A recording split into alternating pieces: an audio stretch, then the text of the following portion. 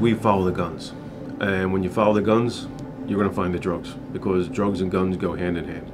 It's just a dynamic that never ends. If you're a drug dealer, you're going to have a gun to protect your trade and protect themselves.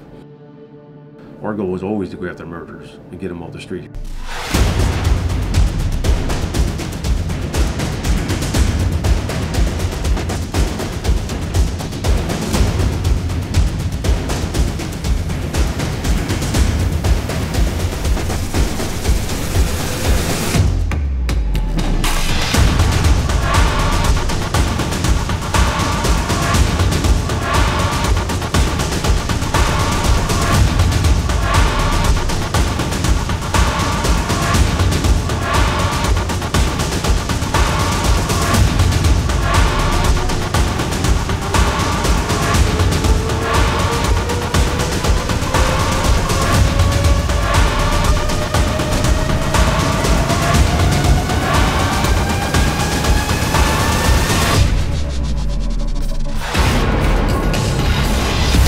8 months ago, we came upon a group. They call themselves TNT. They're located in the area of 10th and Thompson in North Philadelphia.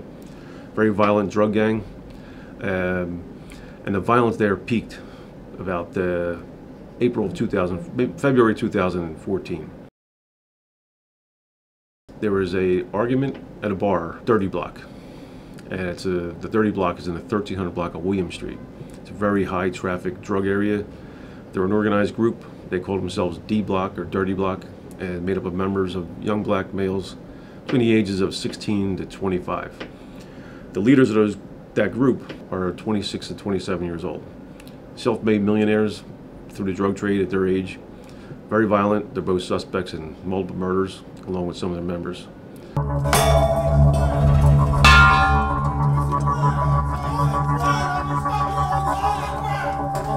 As a result of our investigation, we raided these houses yesterday because of the acts of violence of these members. They're actually out there hunting people. They shoot and kill them. We've heard the conversations where they say, I'm going to air him out. We actually had to go out and warn a couple guys that they were going to be killed.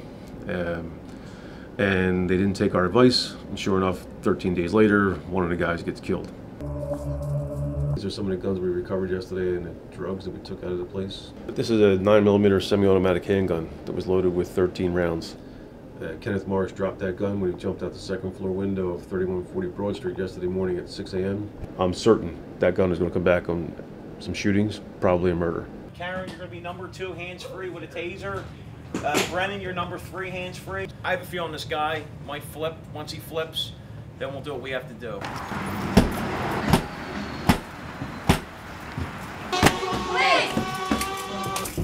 I'm gonna roll. Don't worry about it. Drugs and violence go hand in hand. Philadelphia's always been and will continue to be a neighborhood-oriented city. You could live on 7th Street and you'll sell drugs on 7th Street. You're not going to dare go to 8th Street because you know 8th Street, that's a territory that's controlled by the members of the 8th Street gang. Philadelphia's always been and will continue to be a neighborhood-oriented city. You could live on 7th Street and you'll sell drugs on 7th Street, you're not going to dare go to 8th Street because you know 8th Street, that's a territory that's controlled by the members of the 8th Street gang. We were interviewing a young man, he was 27 years old, and he started talking about murders.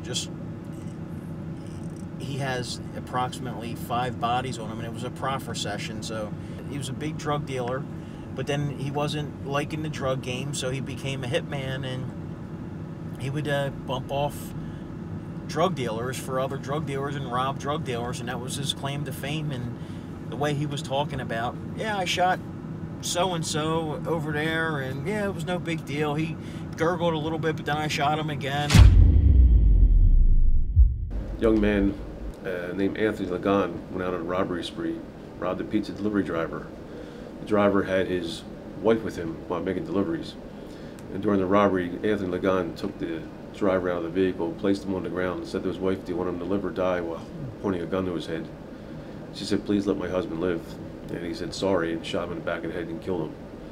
We wound up arresting Anthony later on, and about a year and a half later, I received a letter from Anthony, who was now on death row, convicted and got the death sentence. And he was on death row. he wrote a letter saying he had information on multiple murders in Philadelphia. So I questioned him about the murder again, and I said, I don't understand why you killed that pizza guy like you did. And he said, I was smoking wet. And he says, I don't remember anything from that night. Part of our purpose for locking a lot of these members up for the guns and the drugs and buying and selling PCP, crack cocaine, is to flip them and get information from them on the murder cases. They don't want to go to jail for 25 years, and for cooperation they'll get a reduced sentence. So they rat, and they give up information on murders that they know about or were witness to. I'm just giving you a heads up. I'm very forward with you. You're a suspect in a lot of stuff. Hakeem's looking at life. Because, yeah. And so is Naeem. So, and you're part of the crew. I mean, if I were you, I'd just worry about who's going to rat out and talk about everybody else. So, I said, if I was you, I'd worry about who's ratting on you. You're out in the street, a lot of guys locked up. I just want you to be careful, because your boy Naeem, your boy Naeem's on the run. All right, bud. Take care. See you. This guy that just called me on my phone, he's a member of this gang that we have investigated. He has a current open case for having a firearm on him. He's been arrested numerous times for drugs. He's a suspect in at least 3 murders. And I kind of used that phone call to rattle him a little bit, because we did get a couple of high-end targets yesterday in this group, and he was released. And I didn't do that on purpose. I didn't have enough to hold him yesterday. But part of the phone call too, I tweaked that call a little bit, and I said to him, I said, I'd be a little careful out there, because you're on the street and some guys are arrested, and you know, the guys in the street, the guys in custody are thinking, who's the rat? And I said, you know, you guys all talk about being rats. Who's the rat? And I've heard a couple of guys talk about it. We got a rat in the family, and they do have a rat in the family. It's just not him. But you'll look after your rat, won't you? I'm sorry? You will look after your rat. Oh yeah, yeah, yeah. Our informant is going to be probably moved, relocated, and given a nice reward. New identity for him and his family and kids? No. These guys this group that we're arresting, we're going to decimate them. My goal in what we do is to try and work our way as high up into an organization or a cartel or whatever it leads us to, but I have to do it very, very rapidly.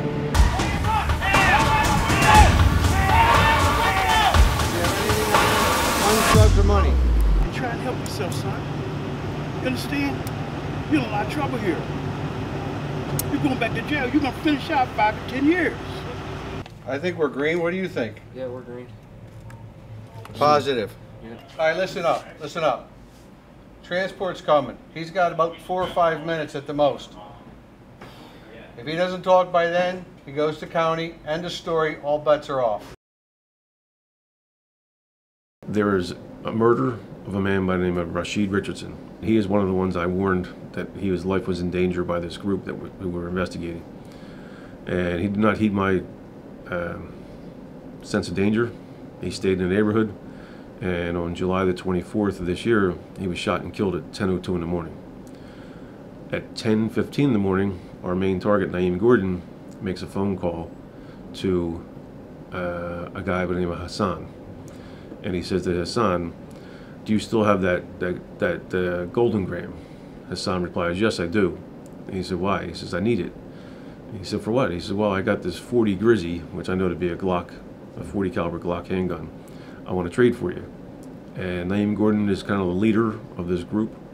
A lot of members are afraid of him. They always check in with him to make sure that they can do anything. And he said, I want to get rid of this Grizzy. And we actually hear during the recorded phone call the exchange of the 40 caliber for the revolver. The very next day, I got a search warrant for 2234 Ontario.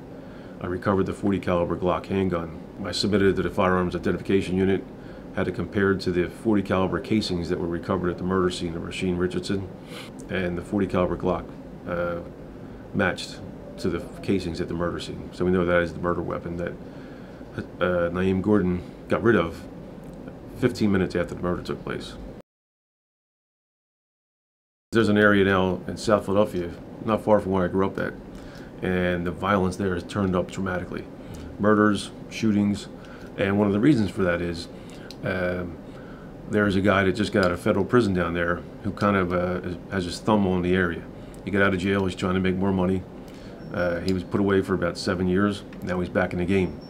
Very violent guy, everyone fears him. Instead of going for 21, 22-year-old guys, he's got 15, 16-year-olders out selling drugs for him, shaking down number writers, shaking down drug dealers. If they don't concede, then they're shooting them. There have been a lot of murders took place, so what we're doing here in the Gun Violence Task Force is we're taking our product from North Philadelphia and we're moving down to South Philadelphia.